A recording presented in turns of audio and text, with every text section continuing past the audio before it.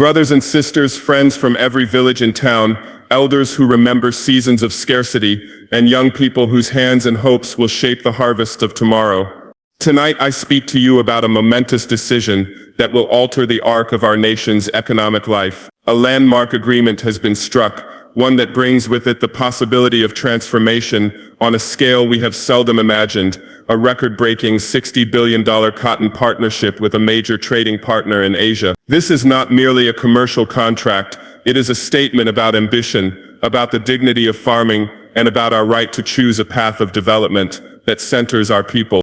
Let us be candid about what this means. For too long, our cotton economy was defined by extractive value chains, raw fiber leaving our fields at low prices, captured value accruing elsewhere, and the risks of fluctuating commodity markets left in the hands of smallholders. This deal changes the balance. It is designed not only to buy fiber in large volumes, but to build capacity along the entire chain here at home. Better seed, extension services, irrigation and storage, local ginning and spinning, textile manufacturing, and export logistics that bring finished cloth to global shelves. It commits to investments in processing capacity, to long-term offtake guarantees, and to financing arrangements that protect and empower producers rather than leaving them exposed.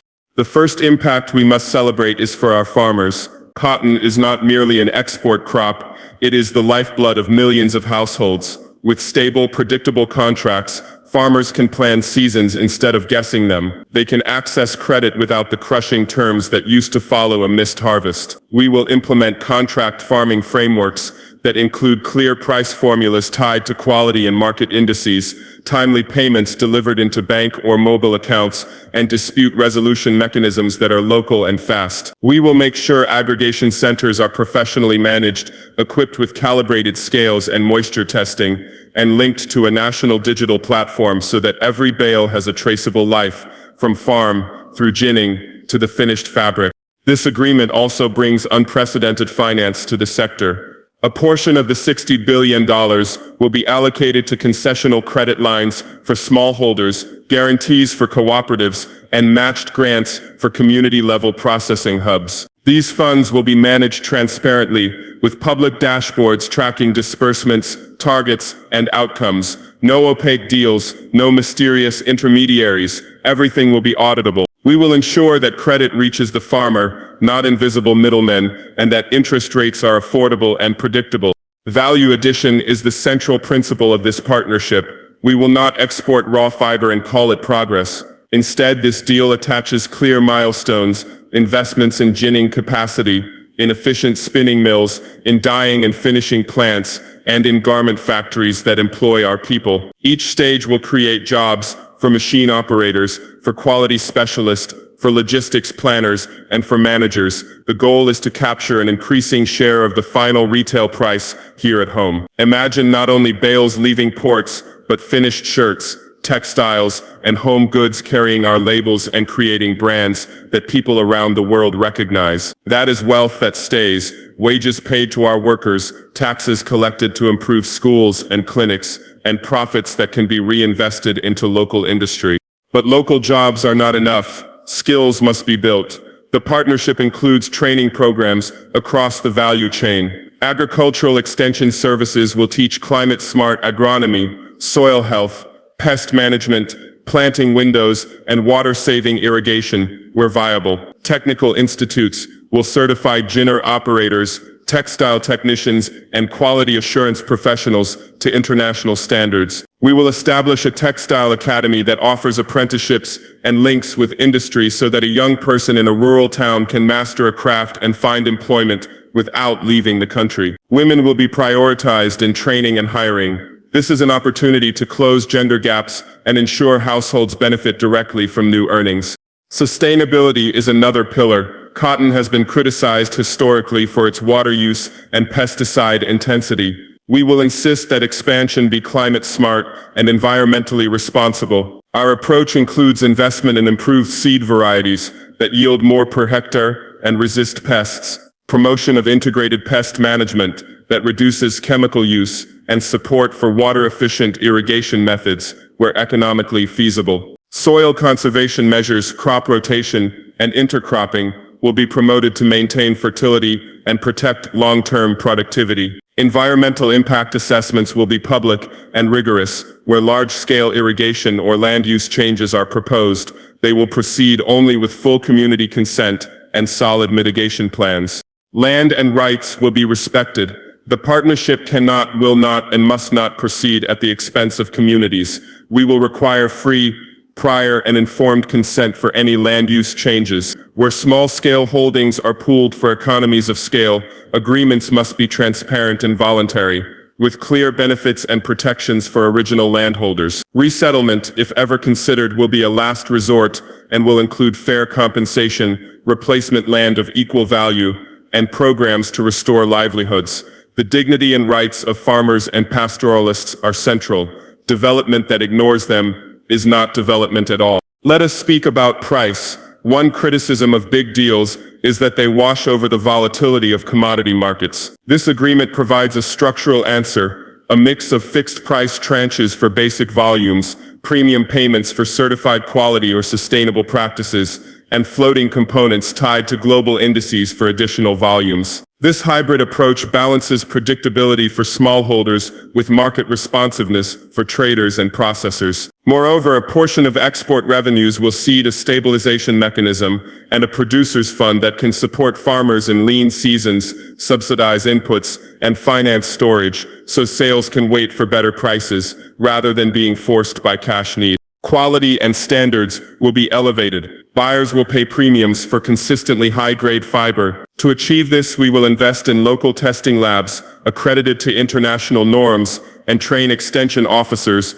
to help farmers meet the required specifications, fiber length, strength, and cleanliness. We will create incentives for quality, not just quantity. A farmer who reaches premium standards must be rewarded at the market, and the system will make those rewards visible and verifiable. Transparency and governance are non-negotiable. Contracts, financing terms, procurement processes for associated infrastructure, and social and environmental contracts must all be published in accessible formats. Independent auditors and civil society observers will have access to project accounts and performance metrics. Parliamentary committees will be briefed and able to scrutinize. Open data platforms will show volumes bought, prices paid, jobs created, and environmental indicators. This is not mere bureaucracy. It is the insurance that the deal will serve the public interest and not rent-seeking interests. Infrastructure will be upgraded as part of the deal. Roads that connect producing regions to ginning plants will be prioritized, and investments in cold chain are less relevant for cotton, but logistics hubs, secure warehousing, and improved port handling capacities are central. We will seek to develop rail and road corridors to reduce transport costs and port delays. Every kilometer of improved road reduces spoilage and raises margins for farmers. Port efficiency must improve so that containers and bales move swiftly and do not pile up, adding cost. The partnership dedicates funds for targeted infrastructure that benefits both exports and the domestic economy. Financing will be structured to avoid debt traps and to maximize local control. The $60 billion headline includes direct purchase commitments, foreign direct investment into processing facilities, concessional lines for rural finance, and blended finance mechanisms that crowd in private capital while protecting public risk. Debt will be calibrated and sovereign guarantees used sparingly. We will prefer joint venture structures and minority stakes where appropriate to spread risk. Transparency clauses will publish all debts and their conditions. We will not mortgage future budgets for short-term headline wins. This agreement also shifts geopolitics. It diversifies our partnerships and reduces exposure to a single market's whims. Strategic diversification has value. It buys us bargaining power and the capacity to resist coercive conditionalities. But diversification must be rooted in reciprocity and respect. Our partners will be asked to commit to local content, technology transfer, and long-term capacity building, not short-term extractive buying that leaves the country exposed once the season ends. We must be honest about risks. Large deals attract speculation, rent-seeking, and the temptation to cut corners. They can also create dependency if our economy becomes too concentrated around one crop and one buyer. We will therefore embed mechanisms to ensure economic diversification. Parallel investments will support downstream industries, encourage crop rotation to maintain soil health, and provide safe exits for farmers who choose other livelihoods. A producers fund will help finance small entrepreneurs who convert cotton byproducts into soap, animal feed, or other local goods. Community engagement will be constant.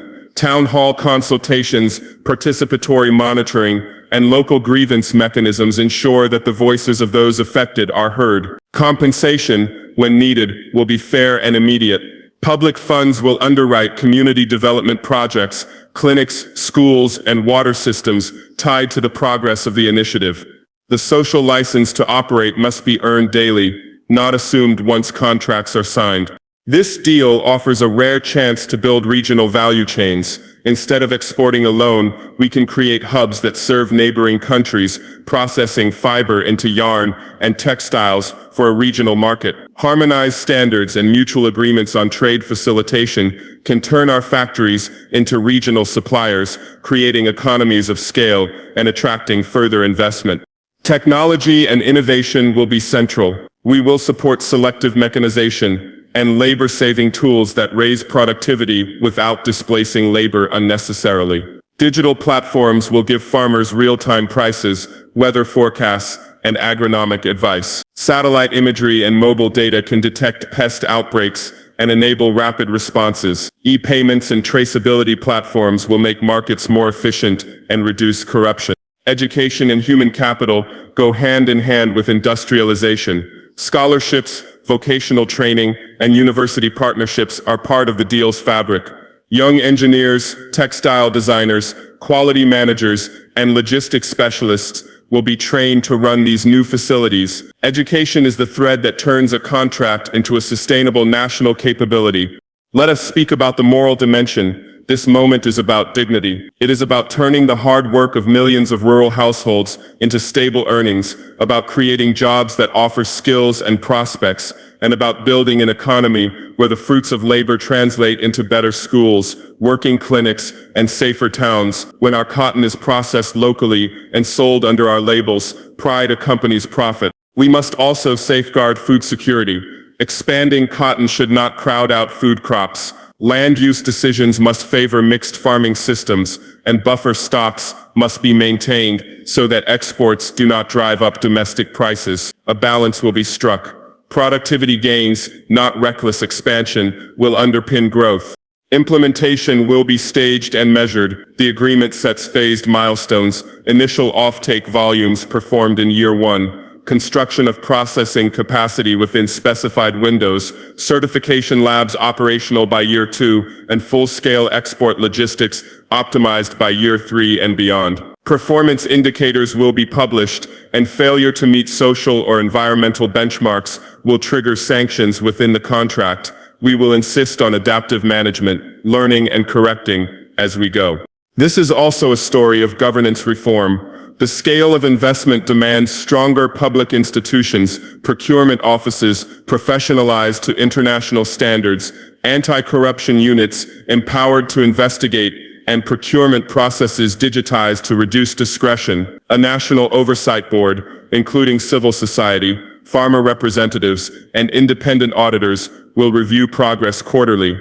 To the farmers who may fear change, hear this: your land, your labor, and your choices are respected. Participation is voluntary and protected by clear rules. To workers, the factories we build will pursue high labor standards, protections, and career pathways. To investors and partners, we offer clarity, enforceable contracts, and a stable legal environment.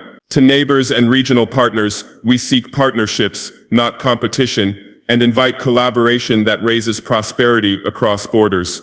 If we get this right, the $60 billion will be more than a number. It will be a multi-decade engine for transformation. It will fund the modernization of agriculture, the creation of a textile industry that employs tens of thousands, the development of logistics and services, and the upgrading of human capital. It will establish an export brand associated with quality and fairness, and create fiscal space to invest in health, education, and infrastructure.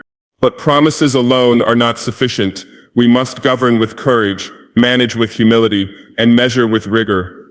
We must celebrate successes humbly and correct failures publicly. Let every citizen be able to see the books, to follow the progress, and to demand accountability. That transparency is the only way to ensure that the gains are broad-based and durable. Tonight we stand at the threshold of a new chapter, one where farmers are not afterthoughts, but central actors, where factories hum with local skill, where exports carry our labels, and where a nation transforms raw labor into sustainable livelihoods. This agreement is an instrument, not an end. It must be wielded with wisdom, with respect for communities, with environmental care, and with relentless commitment to inclusion. So let us seize this moment together. Let us train our children for the jobs to come, retrofit our institutions for the demands of scale, and hold one another accountable as stewards of common prosperity. Let us ensure that when historians look back on this time, they see not merely a contract signed, but a country that chose to invest in itself, in its people, its land, and its rightful place in the global economy. May the bales we bundle be a testament to dignity, and may the cloth we spin wrap not only bodies, but the promise of a future built by our hands. May this deal, if governed rightly, become the foundation of sustained growth, social inclusion, and national pride for generations to come. Let us get to work. My friends, if we are to turn a great deal into lasting dignity, we must begin by putting farmers at the center of every choice. Farmer empowerment and fair prices are not charity, they are justice and smart economics. A farmer who knows she will be paid fairly and on time will invest in better seed, in soil health, and in the future of her land. A farmer who has bargaining power will not be captive to middlemen. Instead, she will have savings, credit, and the confidence to send her children to school. Practically, empowerment starts with clear, enforceable contracts. Long-term offtake agreements must be written in plain language, translated into local tongues, and include transparent price formulas tied to objective quality metrics and market indices. Payments will be digital and immediate mobile transfers or bank deposits that go straight to household accounts, removing the slow, opaque chains that have eaten farmers' margins for too long. No farmer should be paid weeks or months late, while traders profit from delay. Aggregation centers and professional cooperatives give smallholders scale, equipped with calibrated scales, moisture meters, drying facilities, and honest management. These centers allow farmers to sell as a group and negotiate as equals. Cooperative governance must be transparent, audited books, elected leadership, and training in record keeping, so members truly own their institutions. Warehouse receipt financing can turn stored cotton into working capital, letting farmers avoid distressed sales and wait for better prices. Risk management protects livelihoods. Weather index insurance that pays automatically when drought or flood thresholds are met will be offered alongside subsidized premiums in early years. Contingent credit lines backed by guarantees reduce bank reluctance to lend to smallholders. These tools make farming investable rather than perilous. Quality premiums reward stewardship. Training and extension services will help farmers meet fiber standards that command higher prices. Independent testing labs and clear grading protocols ensure premiums are paid fairly. When sustainable practices, reduced pesticide use, crop rotation, water-saving measures produce better quality, farmers must receive visible bonuses for that stewardship. Inclusion is essential. Women farmers and youth should receive priority access to training, credit, and leadership roles in cooperatives. Childcare support at training centers, gender-sensitive financing, and targeted mentorship programs broaden participation and multiply benefits within households. Accountability underpins trust. Public dashboards, publishing prices paid, volumes purchased, and payments made allow citizens to verify that commitments are met. Local grievance mechanisms, fast, free, and binding, resolve disputes without costly court battles. Finally, empowerment is also political. We will strengthen farmer representation in oversight bodies, give producers seats at negotiation tables, and ensure that policy decisions reflect rural reality. When farmers have voice and price, they have agency. This is how dignity becomes durable, by guaranteeing fair prices, building institutions that scale bargaining power, managing risk, rewarding quality and sustainability, and making sure women and youth are included. Let us make this way of doing business the new normal, because when farmers thrive, the whole nation rises. My friends, real prosperity begins not when we ship raw bales across the ocean, but when we turn those bales into products our own people make, wear, and sell. Value addition at home is the difference between exporting sweat and exporting skill. It is the bridge from fields to factories, from subsistence to salaries, from potential to pride. When we gin here, spin here, weave here, dye here, cut and sew here, the margin that used to vanish abroad becomes wages for our workers, orders for our small businesses, taxes for our schools and clinics, and confidence for our youth. This is how we do it. First, we build an integrated chain that wastes nothing.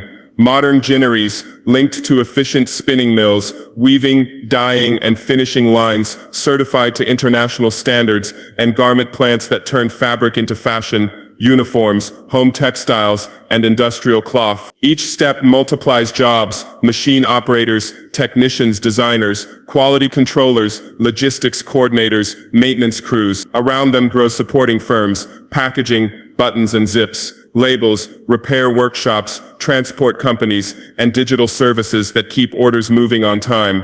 Second, we compete on quality, not just quantity. Accredited labs must test fiber length, strength, color fastness, and chemical safety. Clear standards and transparent grading mean manufacturers trust our inputs and buyers trust our labels. Premiums for better quality go back to farmers and forward to factories, creating a virtuous circle where excellence is rewarded at every link. Third, we design for markets.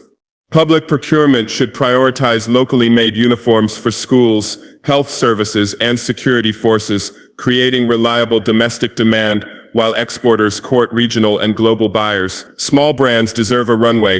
Shared e-commerce platforms, export readiness coaching, and access to trade fairs help local entrepreneurs find customers beyond our borders. Fourth, we invest in people. Technical academies and on-the-job apprenticeships will train spinners, loom operators, dye house chemists, pattern cutters, and production managers. Women and young people must be first in line, with stipends, childcare support, and clear promotion paths, so value addition becomes inclusion, not exclusion. Fifth, we build with a sustainability in mind. Efficient water use in dye houses, safe chemical management, renewable power where viable, and recycling of offcuts into insulation, yarn, or paper. Compliance is not a burden, it is our passport to the best-paying markets. Finally, we insist on transparency. Open contracts, public dashboards, and community oversight keep corruption out and confidence high. Let us keep the value where the cotton grows. Let us turn raw fiber into national wealth, stitched, woven, and worn with pride at home and respected abroad. My friends, a promise is only as strong as the hands and systems that can deliver it. That is why massive investment in skills and infrastructure is not a line item. It is the backbone of our national strategy. Deals do not build prosperity by themselves. Trained people and reliable infrastructure do. If we want every hectare to yield more, every factory to run on schedule, and every shipment to reach markets in time, then we must equip our people and modernize the arteries of our economy. First, skills. We will build a ladder from village classroom to factory floor to design studio. Agricultural extension will be upgraded with field schools that teach climate-smart practices, fiber quality, and safe input use. Technical institutes will certify ginner operators, loom technicians, dye house chemists, machinists, and maintenance teams to international standards. Apprenticeships will be guaranteed within new plants, with stipends so no talented youth is forced to drop out for lack of bus fare. Women and rural youth will have reserved slots, childcare support, and mentorship so opportunity is shared. A national textile and logistics academy will offer modular courses in quality control, production planning, lean manufacturing, export documentation, and digital tools, turning talent into productivity.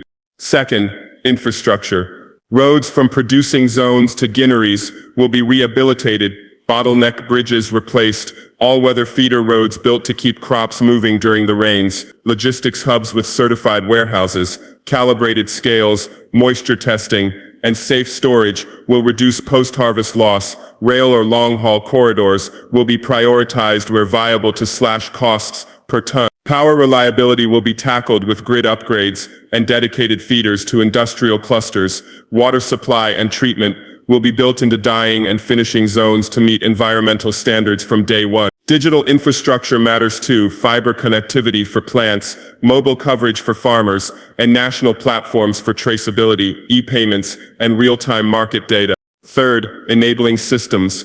Accredited labs will test fiber, fabric, and effluents. Customs will adopt green lanes for compliant exporters. One-stop windows will cut permits from months to days. Public procurement will anchor demand for local textiles, school uniforms, hospital linens, workwear, stabilizing production runs while exporters grow. Fourth, financing and governance. Blended finance will fund training centers and shared infrastructure.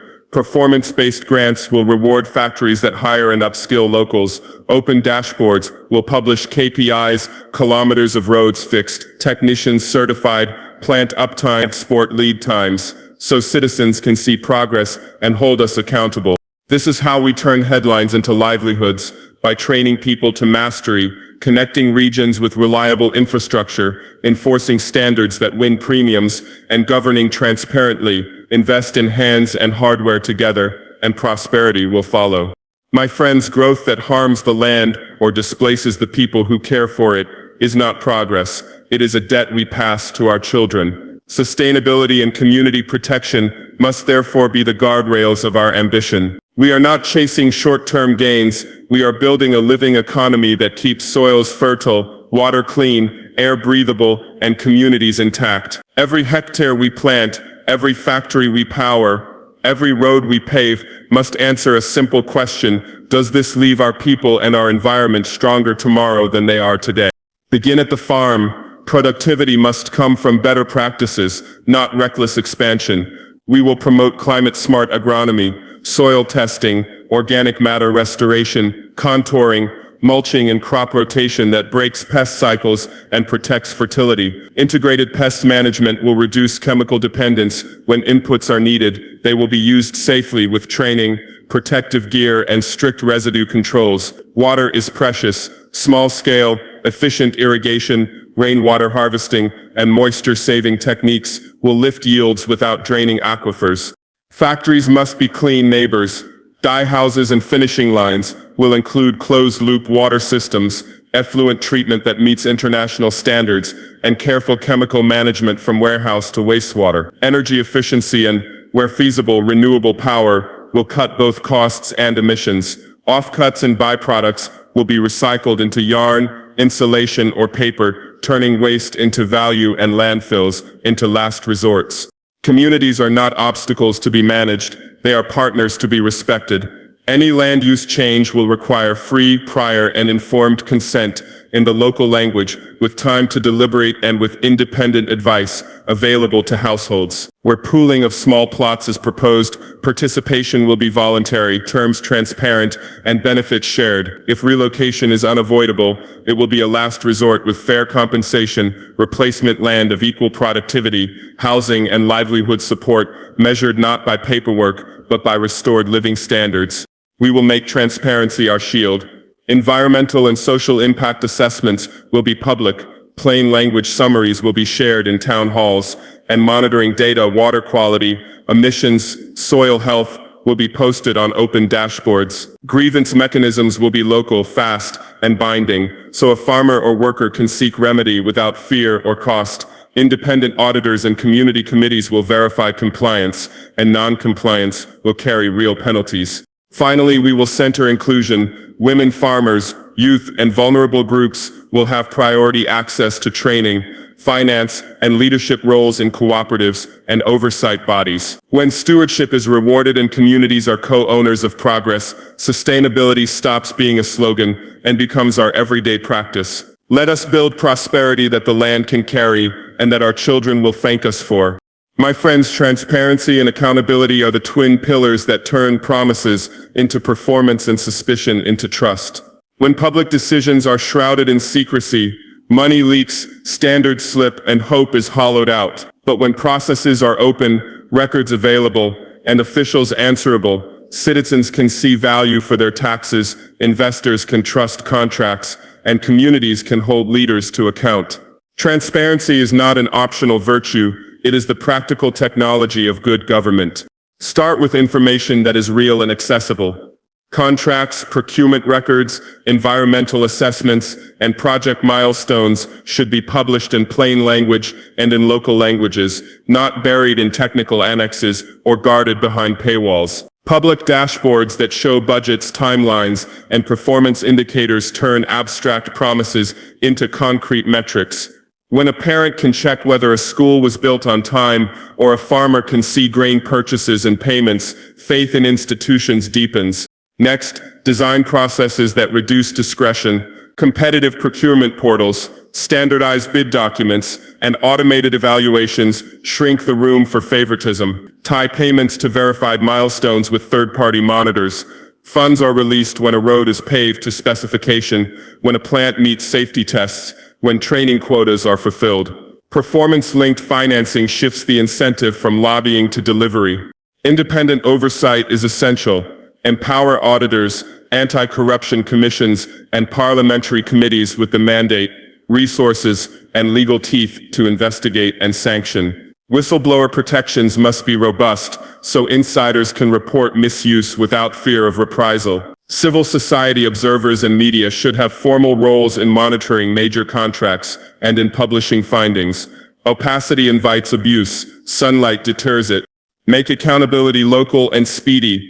Grievance redress mechanisms at community level, hotlines, ombuds, offices, mobile complaint units must resolve disputes quickly and transparently. When farmers, workers, or residents can file complaints and see remedial action within weeks rather than years, trust is restored and tensions diffused. Finally, measure and learn. Independent evaluations should be routine and public, not occasional or selective. Publish lessons learned, not just success stories. Use data to refine policies, reallocate funds, and improve outcomes. Reward teams and firms that meet standards and penalize those who fail. Celebrate transparency as a performance metric, not merely as rhetoric. Transparency and accountability are not anti-development. They accelerate development. They make expenditures efficient, risks manageable, and benefits visible to all. Let us commit to open books, rigorous oversight, and swift remedies so that every public investment becomes public value. In that commitment, we protect the common good, restore faith in institutions, and ensure that progress is both real and shared.